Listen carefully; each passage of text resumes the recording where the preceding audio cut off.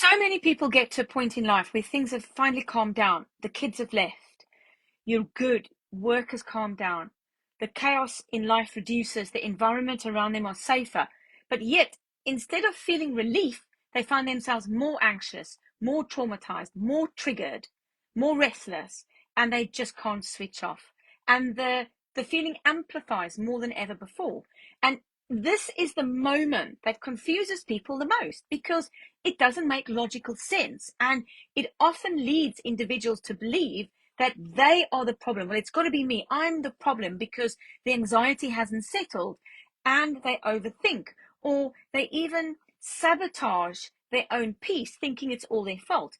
But what if the real issue isn't mindset? It's not motivation. It's not even discipline. What if the real issue is your nervous system and it's behaving like it's never behaved before because it's learnt a safety mechanism, and that's what you live according to?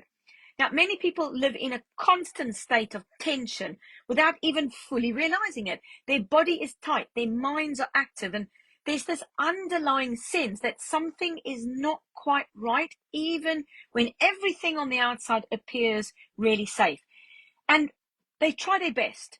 Their mind speeds up, they try and slow it down. When they sit still, they feel uncomfortable. When life is really quiet around them, they feel more alert, they feel more on edge, and it doesn't lessen. This is where frustration builds because they are doing what they've been told they should do to help themselves. Slow down, rest, take a day off, try and relax, breathe deep.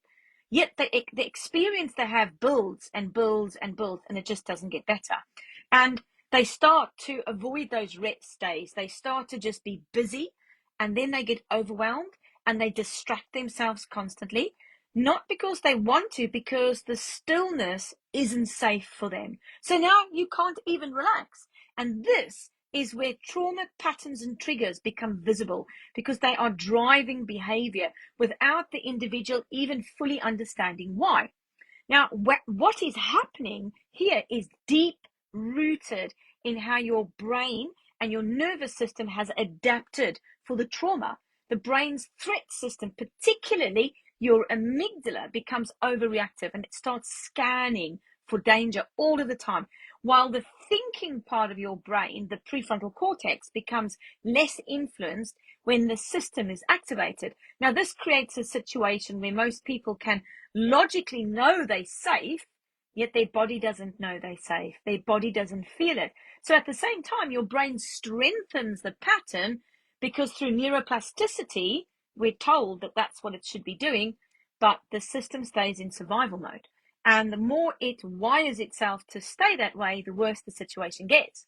Now, the nervous system is essentially saying, this is what has kept you safe before, so I will continue to do it. And on top of this, the brain uses these patterns, it's called pattern recognition, to predict what's going to happen next. And for many people, the calm in the past was often followed by something stressful, unpredictable, definitely not safe. So the brain learns a powerful association. Calm means something bad is coming, and this is why the moment life slows down, the body speeds up because it's preparing, it's bracing, it's staying ready. And this is not conscious.